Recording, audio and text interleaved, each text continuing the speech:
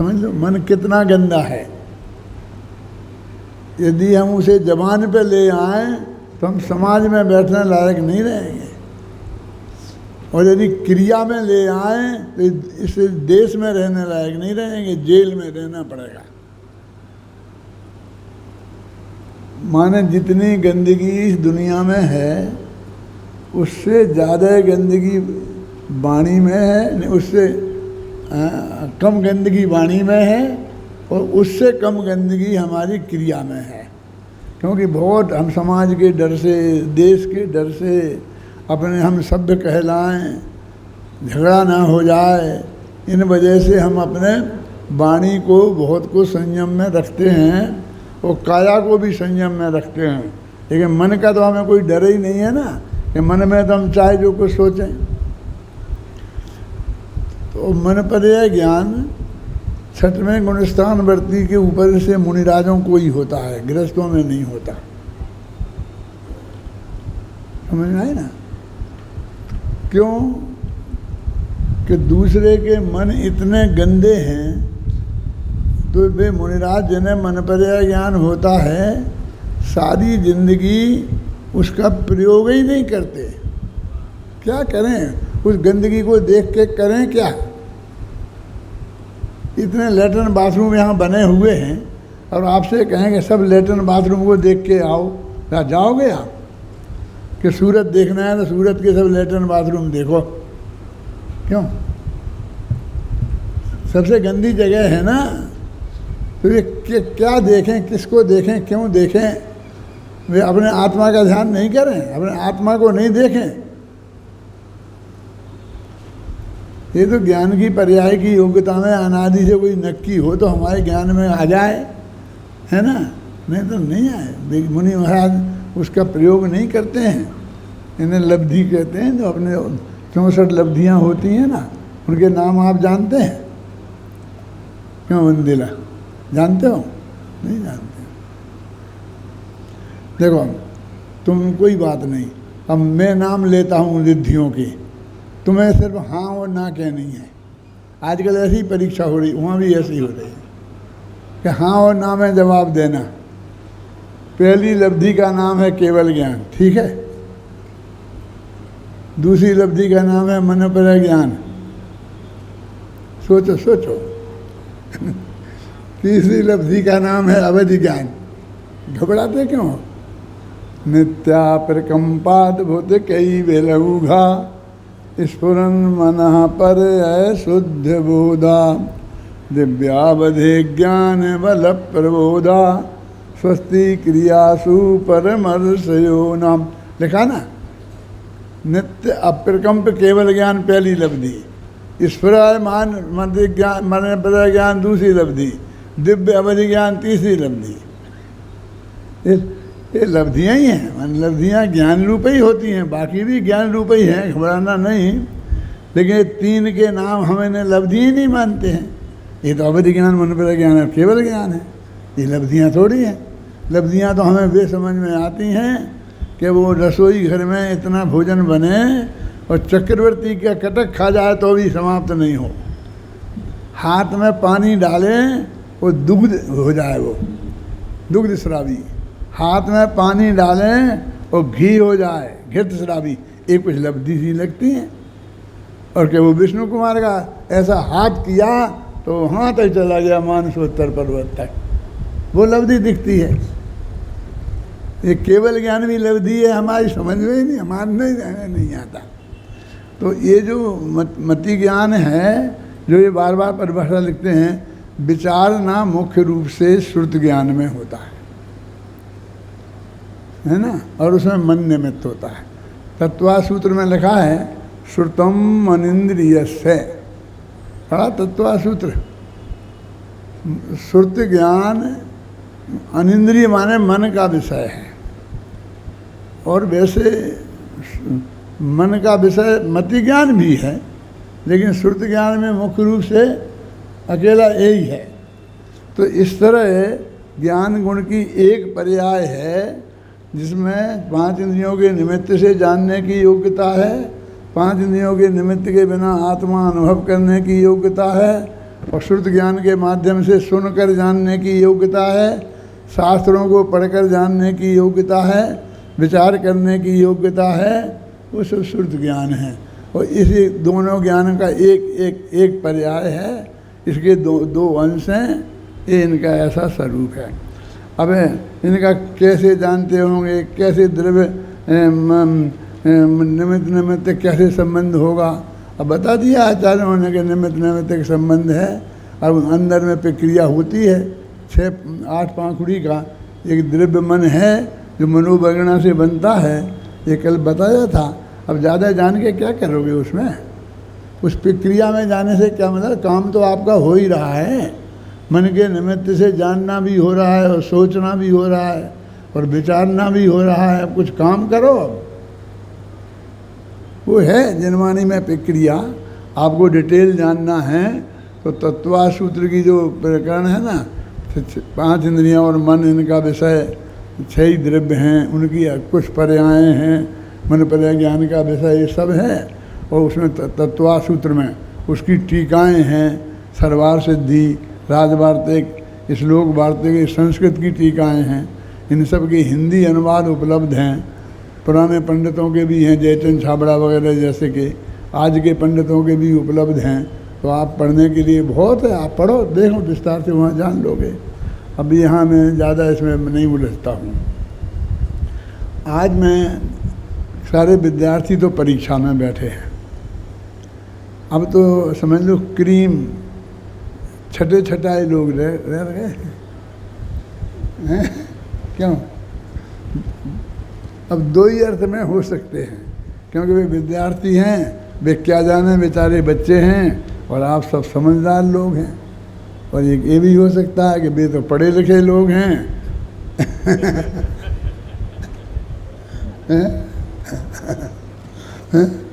अब जैसा भी हो वैसा आप समझ लेना।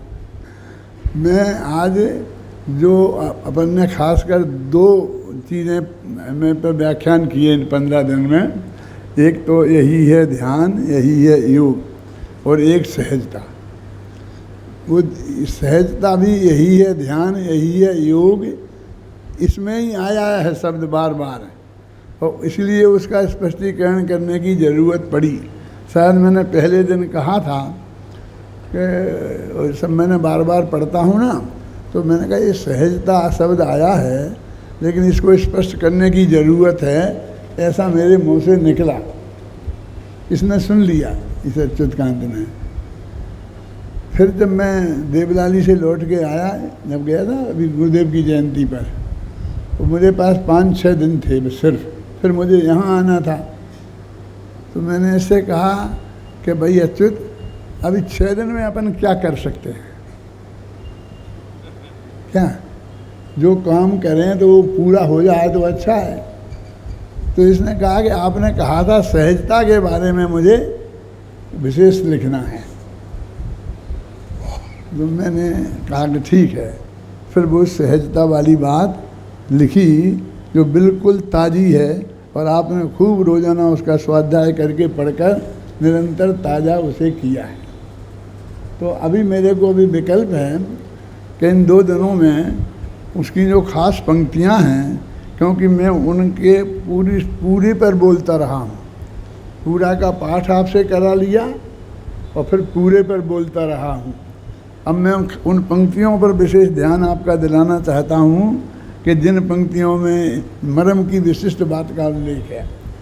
अभी निकालें, यही है ध्यान, यही है योग, पेज नंबर 59 इस किताब में।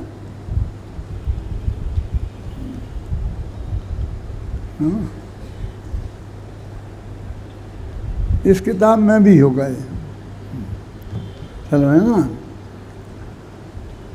अपनेपन के साथ ही निज आत्म का ज्ञान, रमो जमो बस यही है निज आत्म का ध्यान। इसमें सम्यक दर्शन ज्ञान चारित्र तीनों आ गए। ज्ञान और ध्यान तो दिख रहा, ध्यान माने चारित्र, लेकिन सम्यक दर्शन नहीं दिख रहा। अपनेपन के साथ ही, ये अपनापन का नाम है सम्यक दर्शन।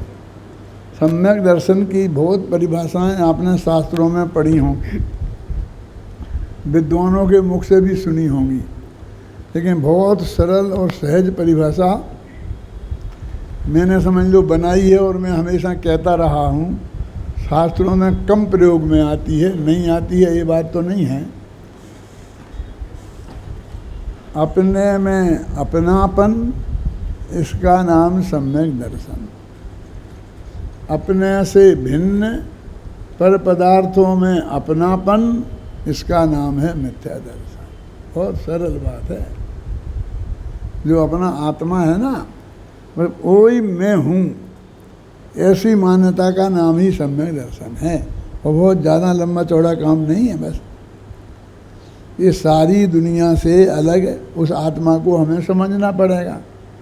उसमें अपनापन करना है तो उसे समझना पड़ेगा ना कि वो आत्मा कौन है। तो मैं कहता हूँ कि एक और राम और एक और गांव, एक योग अपना आत्मा और एक योग सारी दुनिया।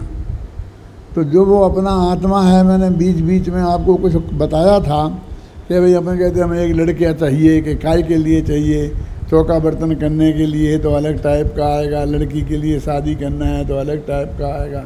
ऐसा आत्मा भी कई तरह का है। दया करने के लिए चाहिए हो तो चरणान योग में देखो, हैं कर्म का स्वरूप जानने के लिए चाहिए हो तो करुणान योग में देखो, और अपनापन स्थापित करने के लिए सम्यक दर्शन की प्राप्ति के लिए चाहिए हो तो अध्यात्म में देखो, नयों में देखो, परम शुद्ध निश्चय नए में से जानो। तो वो जो आत्मा है उसमें अपनापन, तो ये कहते हैं कि अपनेपन के साथ ही है ना निज आत्म का ज्ञान। अपने आत्मा का वो ज्ञान तो हो गए परम शुद्ध निश्चय नए वाला, लेकिन वो उसमें अपनेपन के साथ होना चाहिए कि ये मैं हूँ। यदि ये नहीं हुआ तो वो हमारा आत्मज्ञान नहीं है, वो हमारा जीव का ज्ञान है। वो सबके आत्मा का ज्ञान है ना, उस जो भी क्वालिटीज हैं वो आत्मा में हैं, लेकिन अकेले हम में ही नहीं है ना, सबके अंदर है ना। तो जीव प्लस अपनापन इक्वल टू आत्मा। जीव में अपनापन जोड़ दो तो उसे आत्मा बोलते हैं, आत्मा में से अपनापन निकाल दो तो उसे जीव कहते हैं। जीव भी कहते हैं, आत्मा भी कहते हैं, लेकिन मैं दो शब्द इसलिए कह रहा हूँ जैसे अच्छी तरह समझ में आवे। जो जिस आत्मा में अपनापन जुड़ा होता है वो अपना, वो मैं हूँ, और जिस आत्मा में अपनापन नहीं जुड़ा है वो सबके आत्मा है। अपन ने वो एक था ना पहले ही वाक्य में है, वो पढ़ो, उसमें आया ना आत्मा तो अनंत है इस जगत में। ये जो है ना छंद, इनमें पहला ही छंद है। मिल गया? बोल हाँ जल्दी सुनना।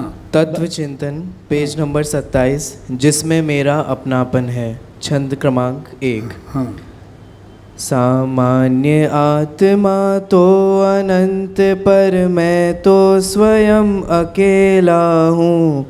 मैं हूँ अपने में स्वयं पूर्ण, अन आत्म से अलबेला हूँ। सामान्य आत्मा तो अनंत है, हम तुम सब आत्मा ही तो है ना, लेकिन एक अर्थ तो ये सामान्य आत्मा, और एक मैं अपने लिए आत्मा बोलूँ, आत्मा माने मैं, ये दूसरा अर्थ है। तो इसका भेद विज्ञान इसमें कराया है। फिर पहली पंक्ति से चलो सुनो। सामान्य आत्मा तो अनंत पर मैं तो स्वयं अकेला हूँ। मैं हूँ अपने में स्वयं पूर्ण, अन आत्म से अलबेला हूँ।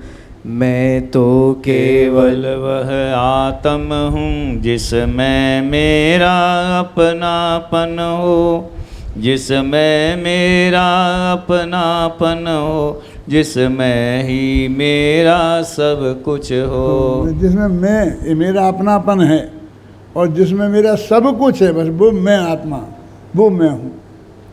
ये अनंत आत्मा है ना, ये मैं नहीं हूँ। गुरुदेव ने ऐसा बताया एक दफ़े कि देखो मेरे आत्मा के लिए मैं आत्मा हूँ और मैं जीव हूँ और तुम सब अजीब हो। ये कैसा आदमी बात है, हम सब अजीब हैं। अरे जीव बोलते हैं इसमें ज्ञान दर्शन पाया जाए, और हमें क्या ज्ञान दर्शन नहीं पाया जाता है? पाया जाता हो, लेकिन मेरा आत्मा तुम नहीं हो। तो मेरा आत्मा यदि जीव है तो तुम अजीब हो, मेरा आत्मा यदि आत्मा है तो तुम अनात्मा हो। अन्य आत्मा भी जो बाकी के पुद्गला देखें वे तो अलग हैं ही। तो वो कह रहे हैं कि हाँ जो हम बात कर रहे हैं वो अपने आत्मा की बात कर रहे हैं। हाँ पढ़ो पढ़ो। यद्यपि अनंत गुणधारी मैं, पर आत्म का गुण एक नहीं। एक सेकंड रुको, इसमें जो पर है ना, पर माने किंतु नहीं, परंतु नहीं, समझ सकते हो। दूसरे मेरे आत्मा में अनंत गुण हैं, लेकिन तुम में भी अनंत गुण हैं, लेकिन तुम्हारा एक गुण भी मेरे में नहीं है। तुम में असंख्य प्रदेश हैं, मुझ में भी असंख्य प्रदेश हैं, लेकिन तुम्हारा एक भी प्रदेश मेरे में नहीं है। ये सब बातें आएंगी। हाँ पढ़ो। पर के साथ में डैश इसलिए लगाया गया है ताकि पर आत्म ऐसा पढ़ा जाए, पर दूसरे आत्म इस तरह से। हाँ। यद्यपि अनंत गुणधारी मैं, पर आत्म का गुण एक नहीं। यद्यपि मैं अन्य आत्मा सा, पर अन्य आत्मा कभी नहीं। यद्यपि असंख्य प्रदेशी हूँ, पर का प्रदेश प्रवेश नहीं। परिणमनशील पर द्रव्यों सा, पर परिणति का अवशेष नहीं। सबके समान ही गुण पर है, सबके समान प्रदेशमयी। सबके समान ही सब कुछ हैं, सबके समान चैतन्यमयी। यद्यपि सब कुछ सबके समान, पर से भिन्न निराला हूँ। सब रमे निरंतर अपने में रमने वाला हूँ। अपने में अपनापन होना, अपने में ही जमना रमना। अपने में स्वयं समा जाना, अपने में तन्मय हो जाना। है धर्म यही बस इसको ही तो धर्म धुरंधर धर्म कहें।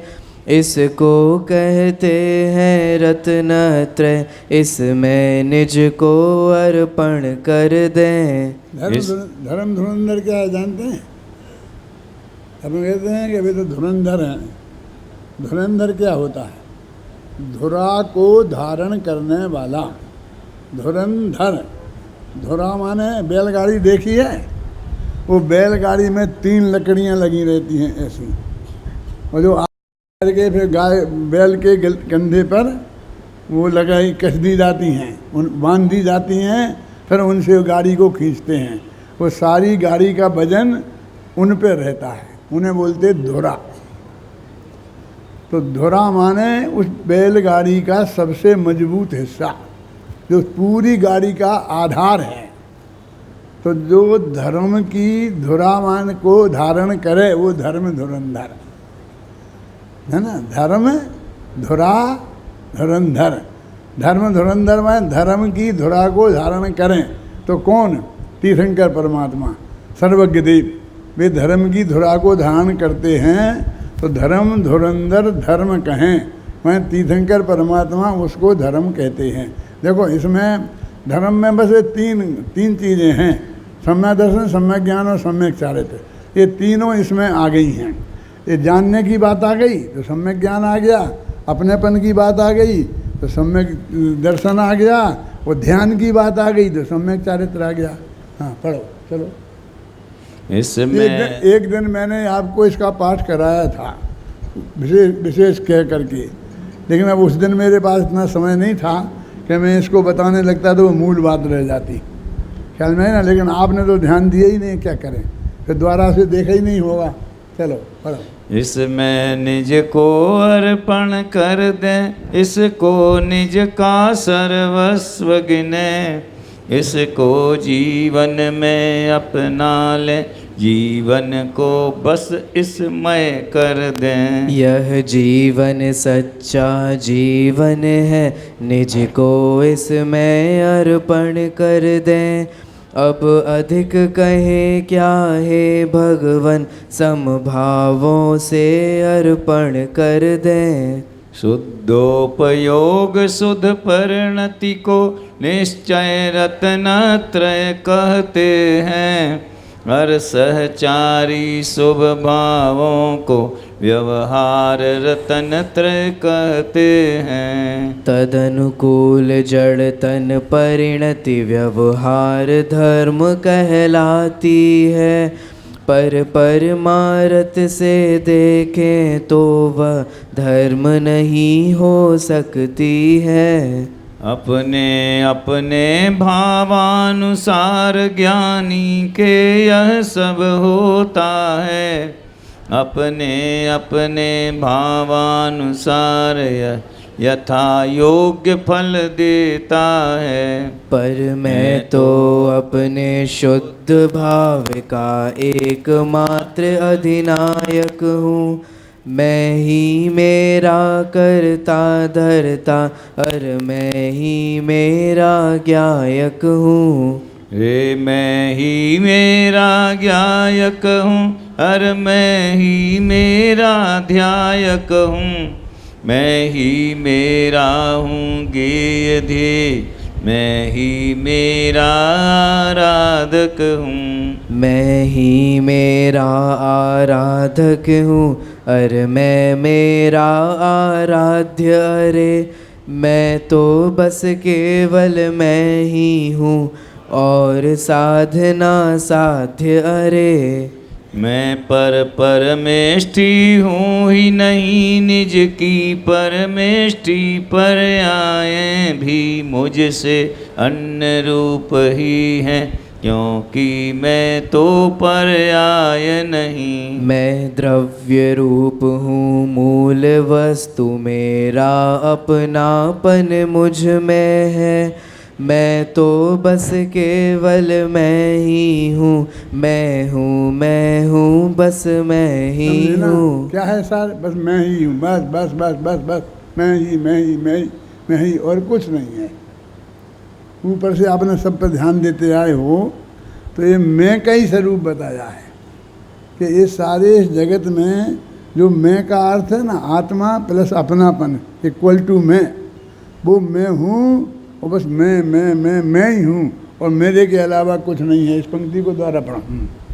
हाँ, मैं द्रव्य रूप हूँ मूल वस्तु, मेरा अपनापन मुझ में है, मैं तो बस केवल मैं ही हूँ, मैं हूँ बस मैं ही हूँ। मैं परम शुद्ध निश्चय नय का, मैं परम भाव ग्राही नय का, ही विषय अनोखा अद्भुत हूँ, और मेरे इस जीवन भर का निष्कर्ष मात्र बस इतना है, बस मैं ही हूँ, बस मैं ही हूँ, बस मैं ही हूँ, बस मैं ही हूँ, बस मैं ही हूँ, बस मैं ही हूँ।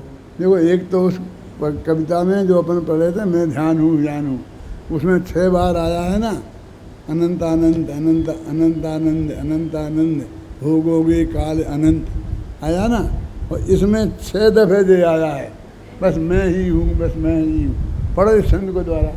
और कौन से नए का विषय है, नए चक्र पड़ा हो तो उसे समझ लेना। पढ़ो।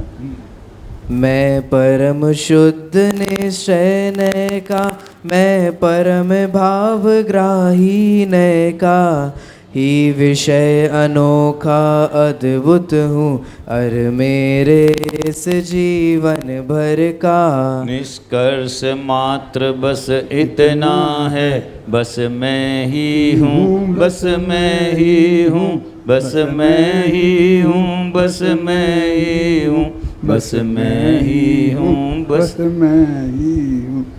सारे जीवन का निष्कर्ष इतना है बस मेरा, बस मैं तो मैं ही हूँ, बस खत्म। और कुछ नहीं है मेरे लिए, और पर में मेरा कुछ लेना देना नहीं है। पैसा मैं कोई करता नहीं, धरता नहीं, लेता नहीं, देता नहीं, कुछ नहीं, बस मैं। वो कहते हैं ध्यान करना किसका है, इसी को कहा मैं ध्येय हूँ, मैं साध्य हूँ, मैं आराधक हूँ, ये सब अपन ने बताया इसमें हैं।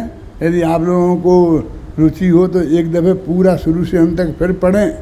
अब अर्थ नहीं करेंगे, बस पढ़ेंगे ही, ध्यान से देखना जो मैंने इसका अर्थ आपको बताया है उसमें वो कहाँ कहाँ क्या क्या निकल रहा है।